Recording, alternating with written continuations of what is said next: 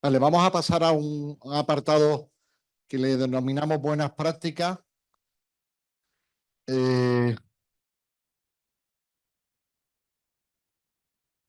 la innovación en teoría debería de generar un producto nuevo, pero bueno, la buena práctica es mejorar lo que ya tenemos, ¿no? Y conocimos lo que estaba haciendo el distrito Serranía de Málaga, que sabéis que es una zona, lo contará Javier, una zona que tiene una prevalencia relativamente importante en el porcino silvestre de triquina, y es una zona también de recolección de setas muy conocidas, con lo cual había que hacer algo. Nos pareció una buena idea que presentaran también como una idea de promoción, ¿no? De protección de salud, usando otro elemento que no es solo el control, que no es solo lo que a veces llamamos policía sanitaria, sino otras herramientas como la promoción para mejorar la protección de la salud, en el fondo. Por otro lado, también vimos sabéis que la nueva norma eh, de aguas de consumo cada vez más exigente, obviamente, y iremos a más exigencia, es muy importante. Y había un punto donde la gente tenía que evaluar si realmente tenían que hacer controles operacionales, si no me equivoco, de plaguicidas, ¿no? Entonces, el distrito de Jaén hicieron no un aplicativo, sino una metodología para que los inspectores pudieran decidir si tenían que pedir al operador de agua que hiciera ese control, ¿no? Y nos pareció interesante porque se puede transponer a cualquier distrito que tenga que tomar esas decisiones también, ¿no? Eh, es una parte de ambiental, queríamos traer alguna buena práctica de ambiental y nos pareció muy adecuada esta práctica. Y por último, nos encantó que un laboratorio, el nuestro de Salud Pública de Málaga, pues hiciera una cosa que es una buena práctica que pueda ayudarnos a todos los que tenéis o tenemos que trabajar cuando tenemos brotes de origen alimentario. Ellos ahora nos lo contarán, han avanzado mucho en ese tema, incluso han hecho un documento de orientaciones que nos puede ayudar. Yo creo que eso, de luego, vamos a usarlo, lo que hablamos esta mañana de esas instrucciones, que nos pueda servir y es un débito que todavía tenemos de intentar hacerlo todo coordinado, homogéneo y bien, y nos puede ayudar mucho lo del laboratorio. Yo no entretengo más porque no vamos del todo bien de tiempo. Y Javier. Bueno, pues buenas tardes a todos y a todas. Y bueno, lo primero, dar las gracias a la escuela por acogernos y facilitarnos este magnífico salón y a Ulises y a la subdirección, pues bueno, pues por pensar que nuestro programa de salud era un programa interesante para presentaros aquí y bueno, que conozcáis un poco lo que hemos hecho desde un punto de vista, como él ha dicho, de la promoción de la salud y de la educación para la salud. Lo que vengo a contaros hoy es un programa de salud en el que hemos integrado dos estrategias. Por un lado, la prevención de la triquinosis y por otro lado, que no tiene nada que ver con esto, lógicamente, la intoxicación alimentaria producidas por setas, ¿vale? Setas recolectadas para el autoconsumo. Bueno, pues ¿por qué surge esta idea? Nosotros allí en el área de gestión sanitaria Serranía, aunque es verdad que tenemos muchísima afición a la caza, no tenemos ninguna sala de tratamiento de carne de caza. Entonces el control oficial pues no está acostumbrado a detectar triquina en las analíticas de control oficial que hace, sí en los análisis intercomparativos que nos manda el laboratorio, pero no en las actividades de control oficial. Y da la casualidad que este mes de febrero ha sido un mes terrible para nosotros en lo que a detección de triquina se refiere, porque se han alineado estos tres eventos, ¿no? Primero, el 12 de febrero, en un matadero, ¿vale? Ya no hablamos de jabalíes, de cerdos silvestres, sino que son cerdos ibéricos, ¿vale? Cerdos ibéricos domésticos. Se detectaron dos canales de cerdos positivas a tequina, ¿vale? Las larvas, bueno, pues se recolectaron y se mandaron al laboratorio de Roma a través del Laboratorio de Salud Pública de Málaga y la especie, pues, Trichinella spiralis, ¿vale? Estos animales proceden de una finca de Faraján que tenéis ahí, ¿vale? La finca Capitán Cortés. Ahora veis por qué os pongo, ¿no? La procedencia de los animales. 3 días después nos llamó un compañero veterinario autorizado que había estado haciendo las labores de control en una batida de gestión para autoconsumo en la que se abatieron 15 animales, creo recordar que fueron. Los animales procedían de la finca El Fraile en Algatocín, ¿vale? En este caso se hizo una digestión conjunta de los 15 animales, ¿vale? Y no sabíamos cuántas canales eran las positivas. Las mandamos al Laboratorio de Salud Pública de Málaga, que nos hizo las digestiones individuales de todos los animales y se detectaron positivas 2 canales, ¿vale? En una de ellas Roma pudo identificar la especie como Trichinella spiralis y en la otra no fue posible identificar la especie. Y poco tiempo después viene la gota que colma el vaso, ¿vale? De nuevo, en canales de cerdo ibérico, cerdo doméstico, se detecta en una matanza domiciliaria, ¿vale? Autorizada por el ayuntamiento, en la que hay un veterinario también autorizado que está haciendo el control de triquina, pues se detecta presencia de triquina en una digestión conjunta de las 3 canales. En este caso, el laboratorio no pudo hacer la digestión individual porque no había suficiente cantidad de muestras, entonces no tenemos la especie, pero bueno, sabemos que alguna, al menos una, era positiva. Además de esto, el agravante aquí radica en que, bueno, no hubo, parece ser, un acuerdo entre la persona que era la que tenía la autorización para hacer esa matanza domiciliaria y el veterinario autorizado que tenía que haber asistido a la matanza. Primero se hizo la matanza y 2 días después se analizó esa carne con tanta puntería que había positivo en, como ya os digo, en al menos una de esas canales. Y la idea venía mejor porque el día de la matanza se hizo una pequeña fiesta y los asistentes consumieron esa carne, con lo cual imaginaros pues, todas las actuaciones de vigilancia y de atención sanitaria que requiere de tratamiento preventivo a todos los asistentes a ese evento. Entonces pensamos que había que hacer algo, ¿vale? Había que hacer algo ya no solo desde el ámbito de protección, sino de promoción y de educación a la ciudadanía, primero para que fueran conscientes del problema que teníamos de triquina en la zona y luego pues, para educarles en unas buenas prácticas, ¿no? Lo que os comentaba, estos 3 municipios, si os fijáis ahí, ¿vale? Desde Faraján, que fueron donde venían los cerdos del matadero, Benalauría y Algatocín, que fue la Montería, están todos en el Valle del Genal y hay una distancia en línea recta del primero al último de 10 kilómetros. Es decir, es una zona muy localizada, ¿vale? ¿Qué es lo que hicimos? Pues este programa que aquí os presento, ¿vale? Lo llamamos Programa de Salud Campaña Estacional 2025. Nuestra idea es ir haciendo sucesivas campañas, ya los materiales los tenemos, pero haremos nuevas difusiones y nuevas reuniones. Y bueno, pues el nombre no nos hemos quebrado mucho la cabeza, ¿no? Prevención de triquina y prevención de intoxicaciones alimentarias por consumo de setas.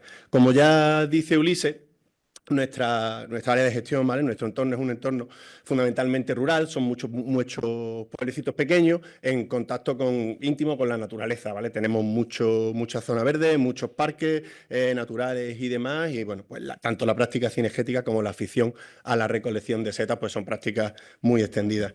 Y bueno, para muestra un botón, ahí tenéis 3, 4 carteles de municipios que organizan sus propias jornadas de recogida de setas, ya no solo en la temporada típica de setas de noviembre, octubre y demás, sino ya setas de primavera, ¿vale? Que además estas jornadas este año, pues con todo lo que ha llovido, pues han sido bastante importantes y ha tenido bastante afluencia.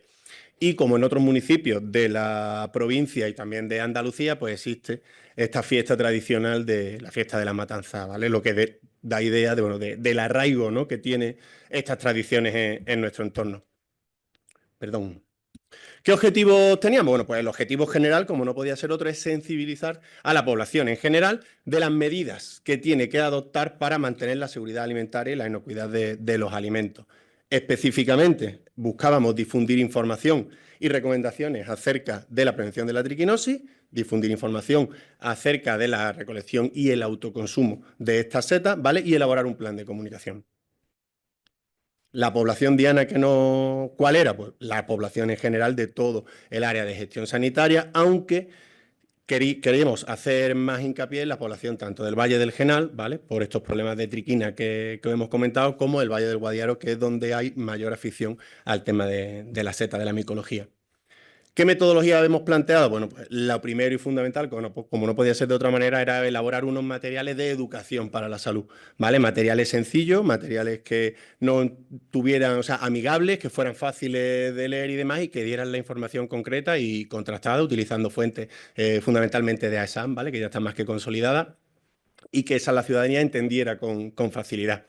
Una vez que hemos elaborado los materiales, hemos hecho una difusión a todos estos organismos que tenéis aquí, ¿vale? Primero al propio sistema nuestro, todas las unidades de gestión clínica de atención primaria de los centros de salud del SAS, que son la puerta de entrada al sistema sanitario de la ciudadanía, ¿vale? En atención primaria, y también a la unidad de atención a la ciudadanía del hospital, ¿vale? Ya en atención hospitalaria. Todos los materiales se han mandado también a todos los ayuntamientos de nuestro ámbito, ¿vale? Hemos mandado los materiales en formato Parapel para que no tuvieran que imprimirlos y demás, y también se han mandado por el sistema de intercambio registral, por SIR, para que lo tengan directamente en los ordenadores, por si, bueno, necesitan imprimir materiales nuevos, para que lo tengan disponible. También se han mandado los materiales al Servicio de Protección a la Naturaleza, ¿vale? Al SEPRONA. Como sabéis, tanto el SEPRONA como la Guardia Civil, por el tema de las licencias de armas y demás, son puntos a los que los cazadores y demás acuden con cierta asiduidad, ¿no? El tema de renovarse todas las licencias y los seguros y demás. También hicimos difusión de los materiales a nuestros compañeros de sanidad alimentaria, ¿vale? Tanto a la Oficina Comarcal Agraria como a la ADS y a las clínicas veterinarias privadas, porque allí en nuestro entorno son prácticas que, bueno, no son correctas, pero sí tenemos la conciencia, o nos han llegado rumores de que hay ciertas clínicas veterinarias que siguen analizando carne de caza, ¿vale? Entonces, bueno, que fueran conocedores del problema que hay de la triquina y que no se atrevan o no sean tan valientes de seguir haciendo como se hacía hace años la prueba de triquina con las 2 placas compresoras, ¿vale? Hemos mandado los materiales al servicio de salud de la delegación territorial y lo hemos difundido a través de las redes sociales, ¿vale? También tenemos prevista intervención en los medios de comunicación locales, en televisiones, en radios y en periódicos. Y también, esto es una cosa que sí hemos terminado, lo que vengo a contar ahora, era difundir los materiales a nivel de la consejería, ¿vale? A través de la página web Mi Guía de Salud, que es una página, bueno, que depende de la estrategia o que es la herramienta de difusión de la estrategia de promoción de una vida saludable en Andalucía, que, bueno, como sabéis, para el servicio de promoción de la consejería y un poco para la propia consejería, pues es una estrategia que está ahora muy pujante. Una vez que tengamos todo el proyecto completo, también queremos difundirlo como buena práctica de RELA en la web de RELAS, ¿vale?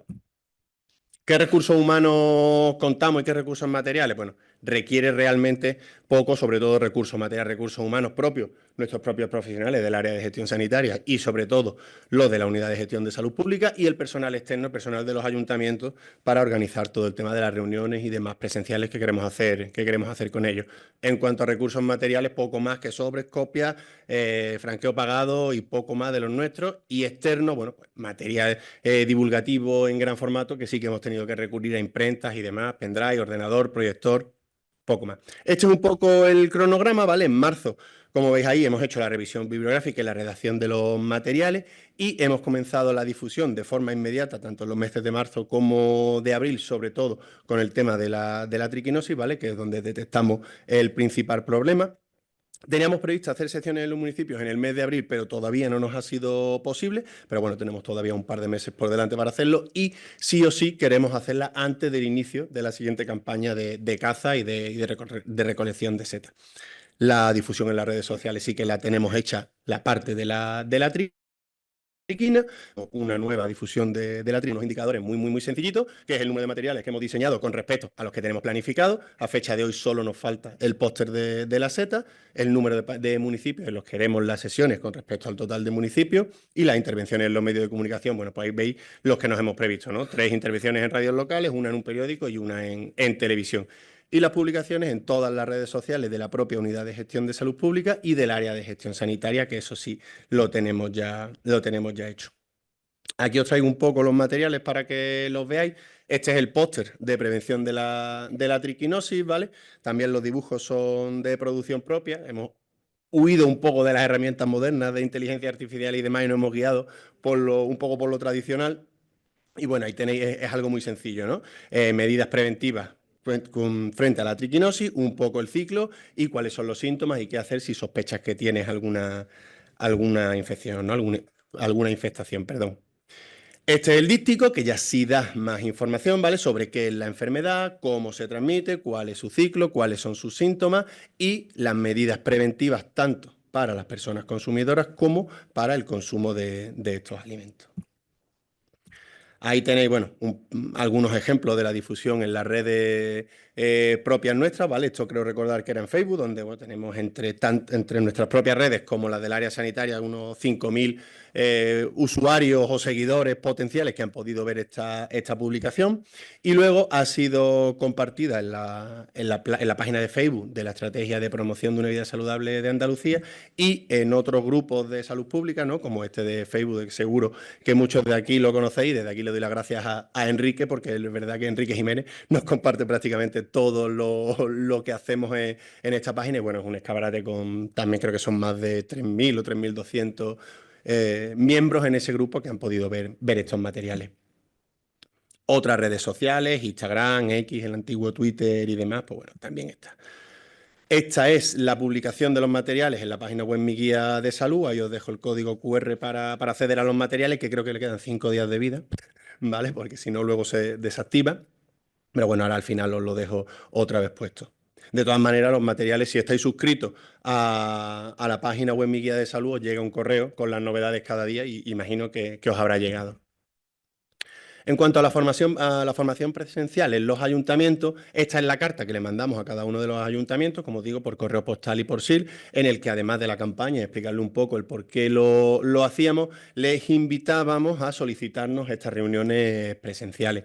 Ya los estamos organizando, sobre todo apoyándonos en RELAS, ¿vale? En la Red Local de Acción en Salud, en los que 6 municipios de nuestro ámbito están adheridos, y ahí, pues, a través de la técnica de promoción de salud y de las enfermeras comunitarias, ¿vale? Están organizando las reuniones para agrupar varios municipios del Valle de Genar y hacer las sesiones presenciales con ellos, que harán los compañeros A4 de la unidad.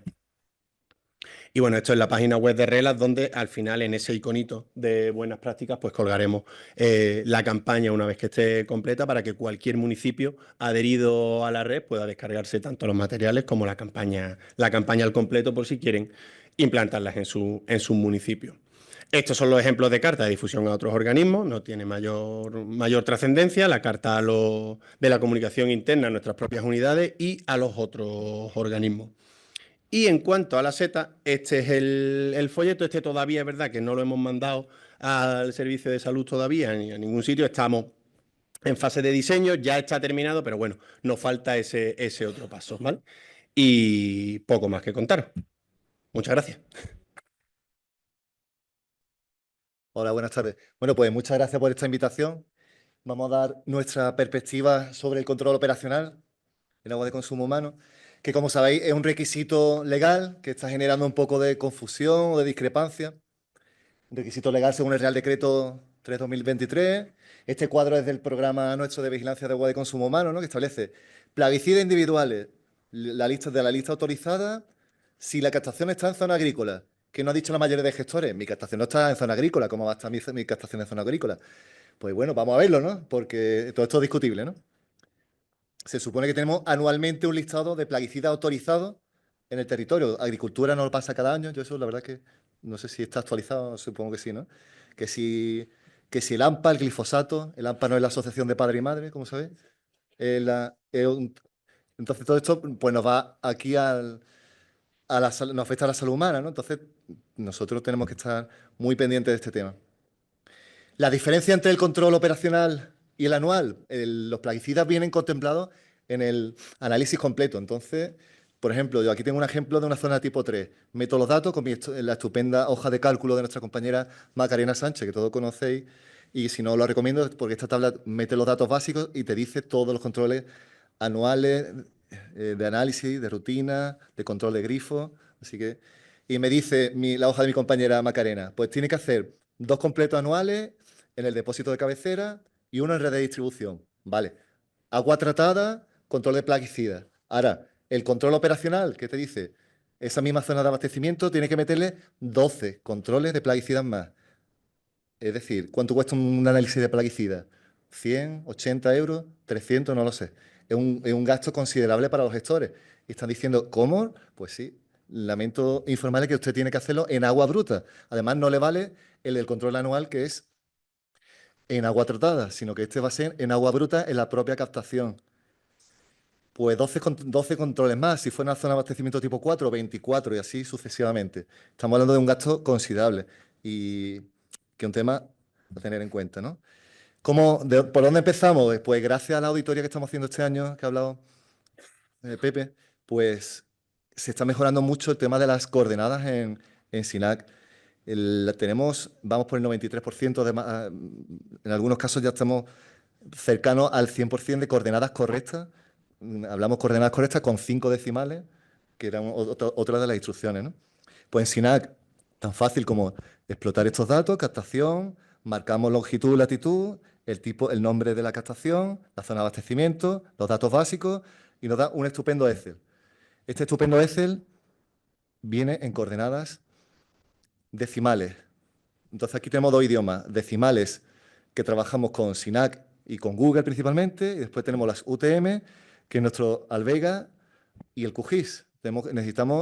Hablamos 2 idiomas diferentes y necesitamos hacer esa traducción. Yo utilizo una herramienta, hay muchas hojas de cálculo online, en concreto utilizo esta de ArcGIS, copio y pego todos los datos ahí y directamente me genera el listado ya en coordenadas UTM. Ojo, porque generalmente las coordenadas de Google vienen, en vez de la coma hay que transformarla en un punto, el punto en una coma. Requiere un pequeño trabajo, pero no es demasiado. Con eso ya tenemos las coordenadas UTM, que también nos sirven para los sitios de Legionela, porque al menos hasta ahora, en una consulta que hicimos Antonio Pino, pero las coordenadas de Legionela también son en UTM. Y en Google trabajamos en coordenadas decimales. En definitiva, hay muchas herramientas, yo os recomiendo esa hoja de cálculo. Ya tenemos las coordenadas UTM, perfecto. Nos vamos a QGIS, que es un software gratuito. Yo entiendo que los A4 generalmente no tienen, a lo menos este tiempo de gestión, pero sí, de aquí reivindico la labor del técnico de salud en sanidad ambiental, que tiene pues es un perfil quizás más adecuado para comprobar estas captaciones. Simplemente tiene un botón, crear capa de punto a partir de la tabla. Una vez tenemos nuestra tabla depurada, boom, ya tenemos automáticamente todas las coordenadas de las captaciones en un mapa. ¿Vale? Yo aquí tengo señalado mi distrito, que es Jaén Sur, pero, perdón, Jaén. Jaén Sur está aquí al lado, cada uno podría volcar la suya. ¿Vale? Después, necesitamos capas muy básicas. Voy a hacer referencia a la de agua subterránea. Realmente, esto es más para caracterización de la zona de abastecimiento, pero también podemos analizar un poco cómo influye en la permeabilidad del subsuelo y demás. Yo, 2 capas fundamentales que recomiendo, la de REDIAM, que es la Red de Información Ambiental de Andalucía, o la del Ministerio. Tienen pequeñas diferencias, como veremos aquí. REDIAM tiene una caracterización un poquito más perfilada, más detallada. Estos, por ejemplo, son acuíferos de la zona de mi zona, de Jaén, montes orientales, Guadaltuna, en definitiva, son masas de agua subterránea, ¿no? Para ver un poco dónde están las captaciones y cómo le afecta. El Ministerio lo corta todo mucho más, define mucho más con menos exactitud estos trazos, pero sin embargo, algunos acuíferos los subdivide en otros que quizá puede ser una información interesante, ¿no? Pero lo más importante para mí es la capa de uso del suelo, del SIGPAC. Esta capa, que utilizamos mucho en evaluación de impacto en salud, incluso para definir parcelas, polígonos y demás, en este caso tiene una aplicación que podemos descargar por provincia, incluso ya actualizado para 2025, pues los usos del suelo. Estos usos del suelo, lo que nos interesa son todos menos los que están aquí señalados en rojo, ¿no?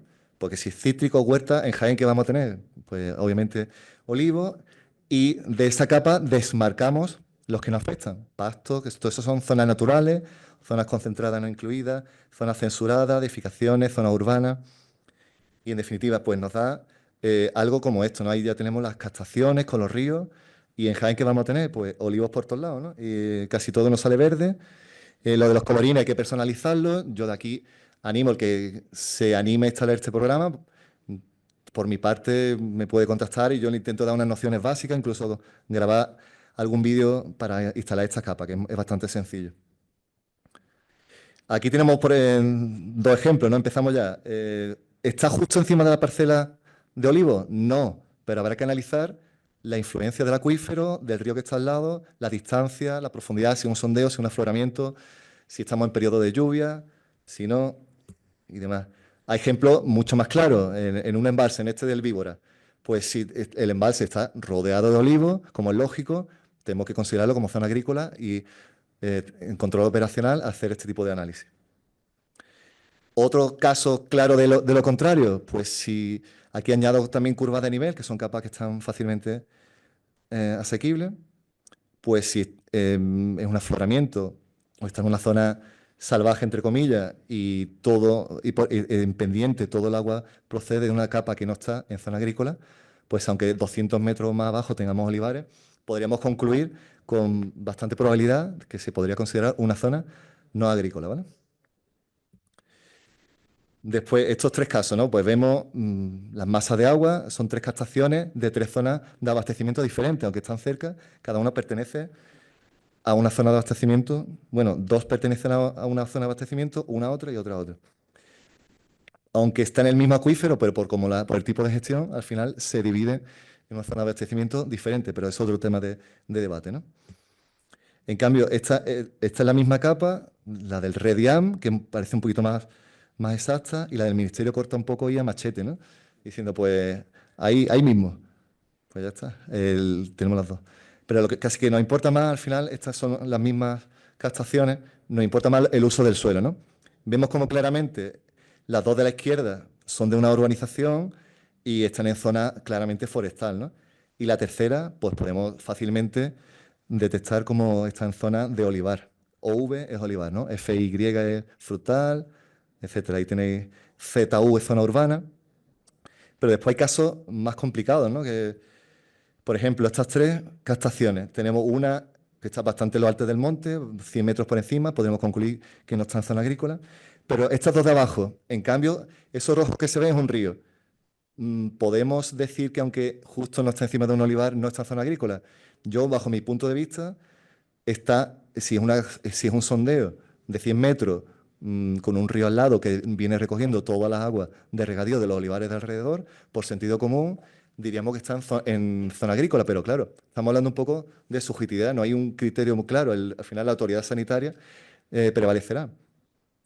También es cierto que ahora hay ejemplos como estos, ¿no? Si dos sondeos, dos captaciones están muy cerca, el propio programa en su nueva redacción establece que en el punto de mezcla se puede tomar esa muestra y en vez de hacer 24 muestras, en este caso de una zona 3, pues haríamos 12 en el punto de mezcla. Que lo que pasa es que a veces no hay punto de mezcla y cada captación va a un depósito distinto. Habría que multiplicar entonces 12 más 12. Estamos hablando de muchas cuestiones que habrá que analizar casi individualmente, pero que sirva al menos de criterio, pues si dos captaciones están muy cerca, por lo mejor por sentido común, aunque vayan a depósitos distintos y tiene que hacer 12, pues podrían ser similares y a lo mejor hacer 6 y 6, pero bueno, eso es cuestión un poco de verlo, ¿no? Y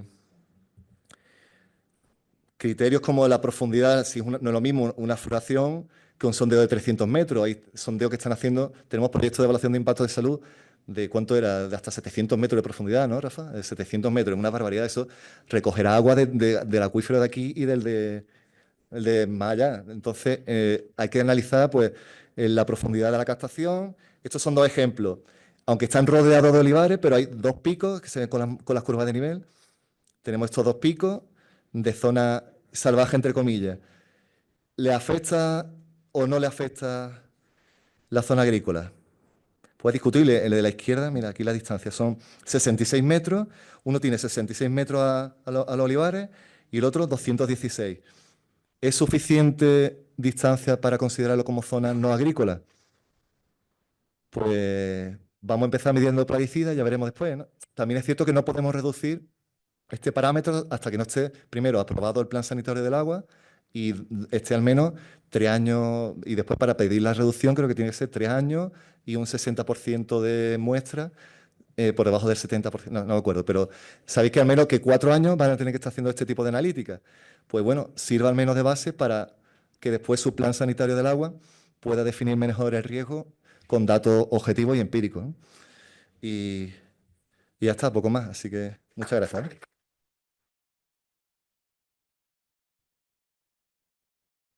¿No te vas, Antonio?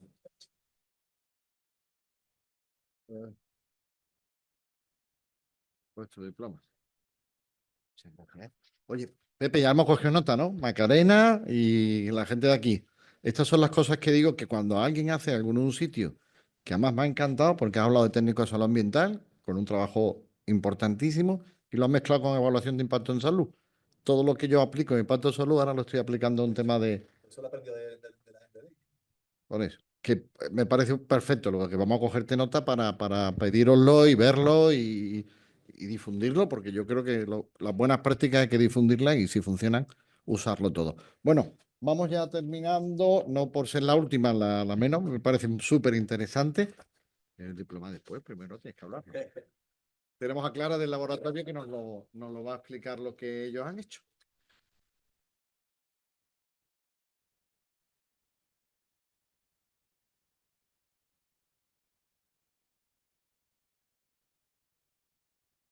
Bueno, muchas gracias a la organización, muchas gracias a la dirección por contar con nosotros. Soy la última y bueno, voy a intentar ser muy breve porque sé que vamos también tarde, pero también gracias por dejarme visibilizar la labor de los laboratorios, aunque voy a representar una parte muy pequeña. Somos el último eslabón de la cadena y yo creo que también somos un eslabón, aunque seamos los últimos, como me ha tocado a mí esta vez, somos también claves porque al final emitimos el resultado, que todos estáis esperando ansiosos y que siempre nos llamáis, están, no están. Bueno, vamos a intentar con lo que os voy a proponer, lo que hemos propuesto, que nuestra coordinación sea más efectiva y que tengamos mejores resultados y más válidos. Entonces, ahora mismo yo no era consciente de que estaba en proceso un protocolo o una instrucción de gestión de toxinfecciones alimentarias, de brotes alimentarios. Hasta donde yo sabía, nos habíamos quedado en un protocolo de gestión de toxinfecciones alimentarias publicado en 2019, en el que dentro de todo lo que aparece ahí, de esas 32 páginas, el flujograma que a nosotros como laboratorio nos aplican, o por lo menos lo hemos intentado representar en este esquema, ¿vale? En el que existe, con mucho trabajo, que además lo conozco de los encargados de epidemiología, una encuesta epidemiológica. A partir de ahí, o en paralelo, muchas veces se toma la muestra, nosotros la recibimos, se hace el análisis, al ser toxinfecciones lo hacemos mediante PCR y emitimos el resultado. Voy a intentar profundizar en cada uno de estos bloques, ¿vale? Y trasladaros qué es lo que nuestra propuesta. Entonces, a partir de la encuesta epidemiológica, sé que es muy complicado y nos pasa que a la hora de que nosotros recibamos una muestra, esa encuesta epidemiológica esté completamente terminada. Y entiendo también que muchas veces son los propios agentes de salud pública los que sobre la marcha van tomando decisiones. Nosotros hemos planteado, en contra de lo que ha hecho Javi, que lo ha hecho Manual, nosotros hemos tirado de inteligencia artificial para, dándole una fuente fiable, como son la FDA o el Food Safety, que ahora mismo es sobre el que el cuadro del protocolo de toxificaciones alimentarias plantea su cuadro epidemiológico, hacer un cuadro que incluya la cartera de servicios que nosotros vamos a ofrecer en PCR, que en este caso pues la vamos a aumentar con Bacillus, Staphylococcus aureus, Clostridium perfringens, Bacillus cereus, que está ahora un poco de moda, los vibrios, STEC, o sea, los E. coli, productores de toxina Shiga, y la listeria ya la teníamos en cartera, y el vibrio, bueno, para hemolíticos y el bulínico. ¿Qué instrucciones, qué prompt se le ha dado al Gemini, en este caso, puede ser ChatGPT, el que tú quieras, para hacer este cuadro? Pues vamos a diferenciar entre periodos de incubación, con menor o menor tiempo, menor de 12 horas, de 12 a 48, más de 48. La sintomatología más típica, en diarrea, vómitos o fiebre, que suelen ser las más comunes. Si hay algún típico un síntoma más característico de esa enfermedad que también aparezca.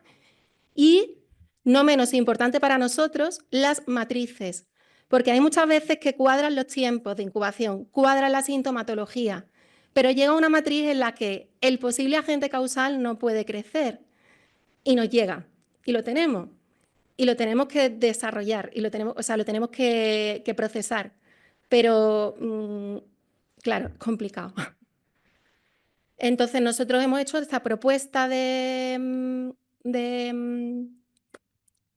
de esquema, ¿vale? Por si puede ser de utilidad y lo vamos a incorporar en el petitorio. La toma de muestras. Bueno, pues este es el protocolo que os comentaba, que está actualizando en 2019, ya me consta que se está realizando el nuevo. De primeras se establece que las muestras tienen que ser reglamentarias. ¿Qué pasa? Que normalmente las muestras en caso de toxinfecciones alimentarias, como hay muestras testigos, vais a domicilio, nunca hay suficiente para tomar reglamentaria. Y lo que se suele traer es, pues, los restos de alimentos disponibles, como se establece aquí, ¿vale?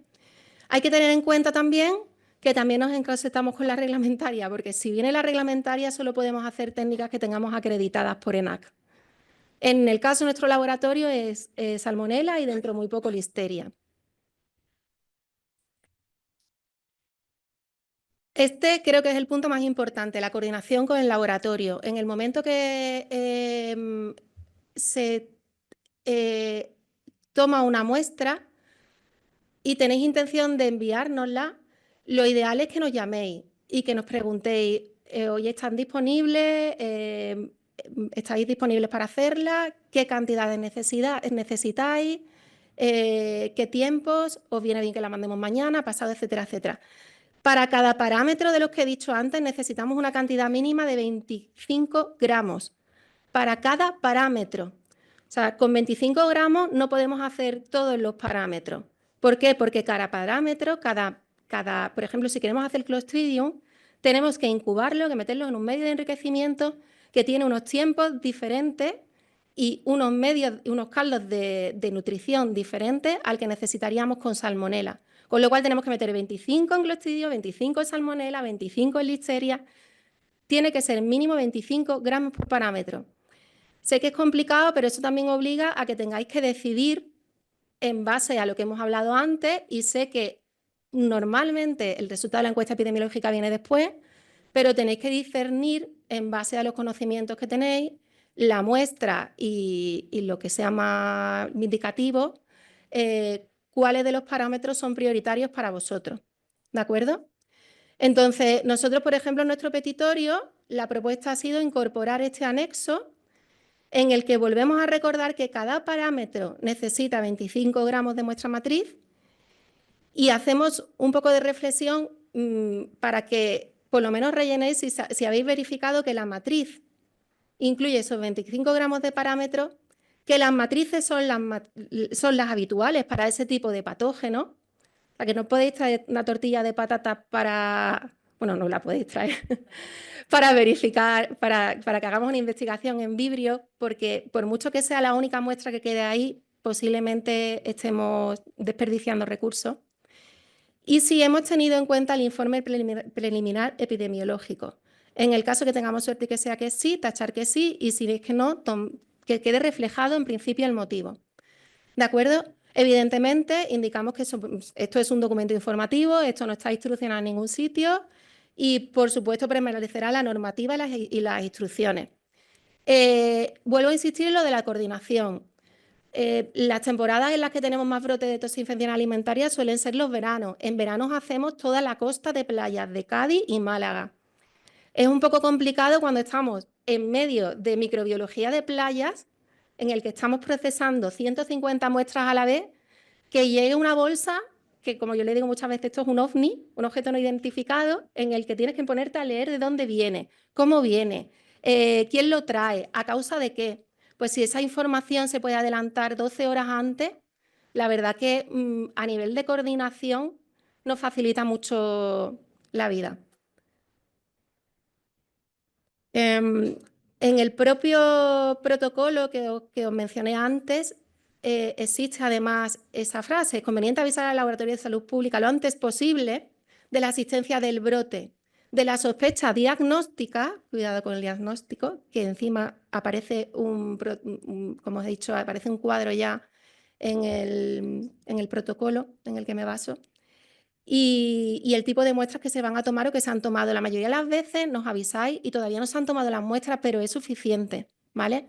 Porque esa coordinación a nosotros ya nos sirve. Oye, mira, pues estimo que va a venir mañana, pero que si no es mañana te voy a avisar porque será pasado mañana a primera hora, ¿vale? El objetivo es que tengamos entre todos un resultado válido y útil, para que ese último eslabón de verdad podamos garantizaros que os da, bueno, pues válido a nivel de salud. ¿Qué es lo que hacemos nosotros? Nosotros hacemos un resultado, hacemos un análisis por PCR de los parámetros que os he dicho que tenemos en cartera.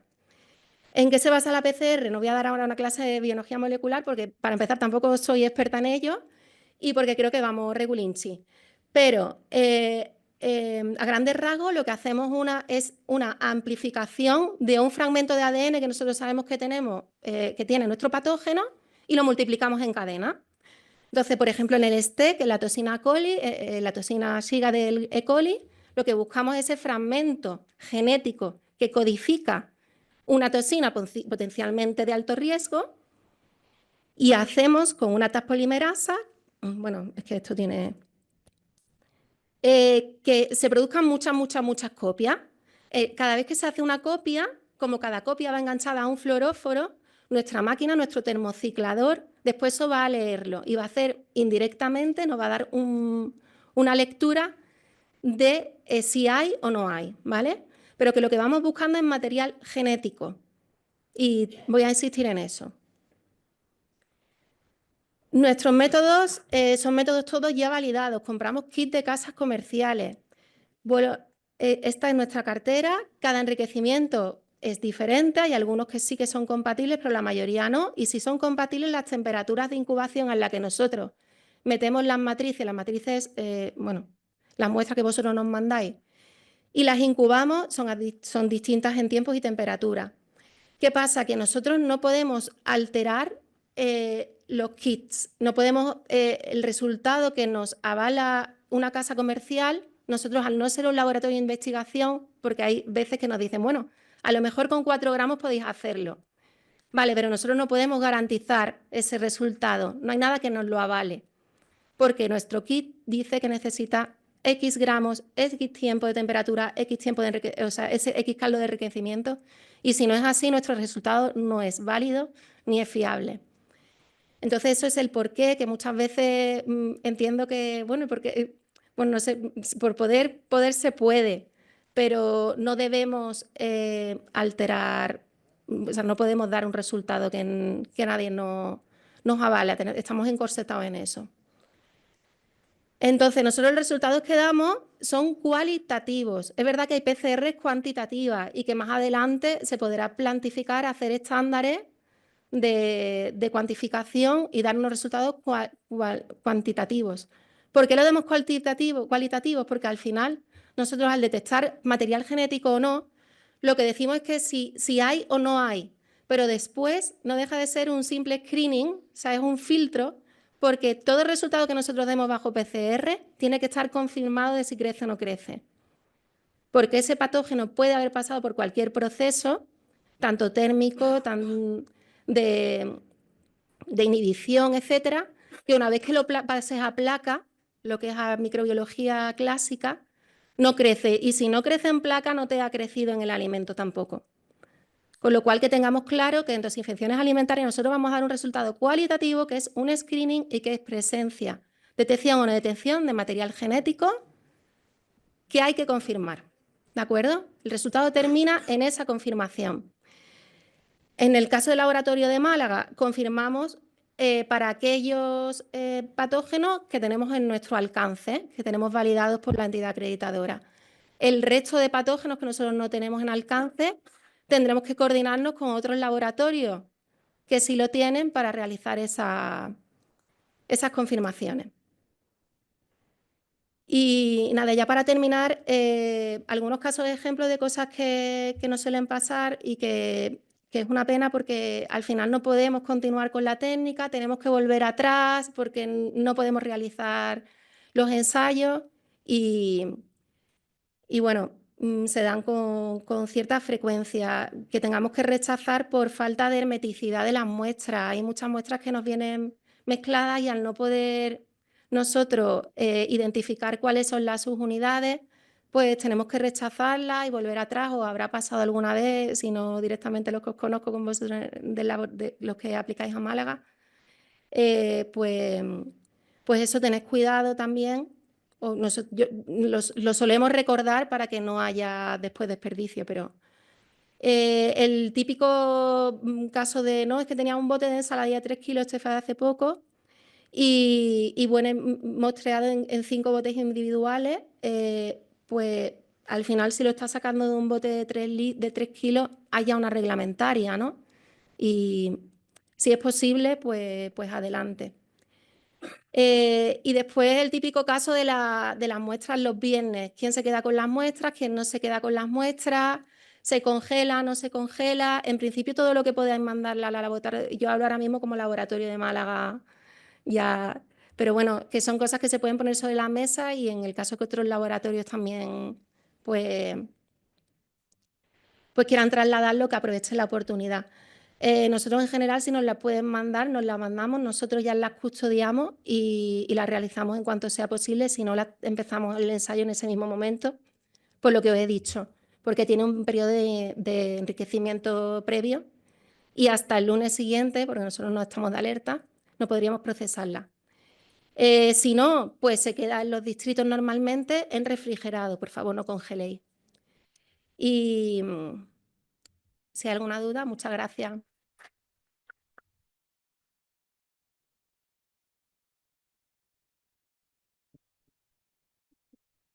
Muy bien.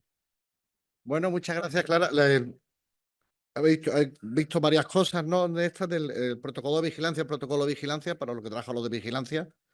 Sí, ¿por qué tiene que decir que tiene que ser en ENAC? Si yo no tiene que estar acreditado, si es vigilancia no forma parte de las obligaciones de acreditación, no nos vamos a autolimitar. Les pegaremos un repaso, hablaremos con los compañeros de EPI y tiraremos de vosotros, claro, para que nos echéis una mano en hacer esa parte del protocolo de brote, que creo que puede quedar muy bien. Y tendremos que trabajar desde la nueva coordinación de laboratorios para ver cómo gestionamos al final, si qué laboratorios pueden desarrollar ellos lo que ellos desarrollan, ¿no? Porque quieras o no quieras un mantenimiento de kit, mantenimiento que tienen una caducidad y demás. Pero la idea básica es que intentemos que lleguemos a ser capaces de solucionar el problema que tenemos de los brotes con el tema de los laboratorios, que nos pasa mucho, ¿no? Y con las PCR siempre decimos nosotros lo mismo. Fundamental, la que sale negativa es negativa. A la que sale positiva, tú puedes en algunos casos dudar si es viable o no es viable, pero la que sale negativa y no hay material genético, ya puedes decir lo que sea, pero es que allí no hay eso. ¿Vale? Por eso es un tema importante. Y además, con el cuadro que ellos han hecho, nosotros lo que tenemos que dar otro desarrollo, que es cuáles son los factores que más favorecen la aparición de ese patógeno. Porque cuando hagamos la investigación, que es lo que hacemos los profesionales de A4, lo que hacéis es una investigación. Cuando hagamos la investigación, vayamos buscando en el menú, en la comida, en el alimento sospechoso, esos factores desde que llegó la materia prima hasta que se sirvió, ¿no? Todo eso lo tenemos que mejorar, yo creo que lo podemos mejorar bastante, ¿no? De todas formas, muchas gracias, Clara. Muy bien, para nosotros encantado que estéis los laboratorios. Primero, tenéis que estar porque sois parte de nuestra organización y segundo, porque hagáis también cosas de este tipo, ¿no? Y a ver si entre todos podemos hacer que Clara se quede con nuestra organización en el laboratorio, ¿no? A ver si lo podemos conseguir, ¿no? Por intentarlo, lo vamos a intentar. Y bueno, vamos con no demasiado retraso. Yo creo que al final vamos a terminar con más, pero ya llegó la hora de cerrar, de terminarnos. Yo me voy muy, muy contento, por lo menos de todo lo que hemos escuchado hoy aquí. Espero que hayamos conseguido un poco lo que nos propusimos, que era tener un día de encuentro, tener un día dedicado a nosotros, mirarnos el ombligo y decir qué bonito lo tenemos, porque es verdad, lo tenemos bonito, ¿por qué no? No hay que ir con una posición como si estuviéramos detrás o en una tarima más baja que cualquier otro colectivo de salud pública, ni mucho menos. Creo que tenemos que ir con totalmente todo ese trabajo que tenemos detrás. Le decía antes a Xavi que se iba, te digo, tú has visto todos los temas que tocamos en salud pública, ¿no? Desde protección de la salud, se queda un poco asombrado. Dice, la verdad es que me he quedado un poco asombrado de la cantidad de temas, de los temas que tratáis. Y por la parte de los distritos, agradeceros a los 6 distritos que hayáis presentado vuestro proyecto. Cuando llegue el certificado, ¿no? Entiendo, Piedad, de la escuela, os va a llegar el enlace para poder acceder a los materiales y a la grabación de la jornada. Y nosotros por la parte nuestra sí que vamos a llamar a más de uno de los que habéis estado aquí para que contar con vosotros para avanzar e intentar desarrollar esas buenas prácticas, esa innovación, que la podamos usar todos, ¿no? Y le decía antes a Antonio, Pepe, hemos tenido una persona trabajando un montón de horas para hacer unos checklists para el tema de los análisis que tienen que hacer dependiendo de la zona de abastecimiento, ¿no? Ya nos dice Antonio, no, si Macarena tiene un Excel que es una maravilla, no, jolín, ¿sabes? De jolín, si lo hubiéramos sabido, hubiéramos ahorrado muchísimas horas, ¿no? Y esto es lo que os digo, que muchas veces sacar ese talento, sacar ese trabajo, que hay mucha gente con talento en nuestra organización. Desearos buen viaje, tener cuidado. Yo creo que ya no llueve, ¿no? Pero bueno, donde vayamos y vayáis, tener mucho cuidado, recordad lo importante es llegar, y agradeceros a todos y a los 326 que todavía están, siendo la hora que es, que todavía están conectados y escuchándonos, pues que una foto de todos aquí, ¿sí? Ya la podemos hacer aquí, ¿vale? Ponemos todo aquí como siempre y hacemos una foto de todos, ¿vale? Y ya terminamos. Por lo demás, muchísimas gracias y damos por terminada la segunda jornada.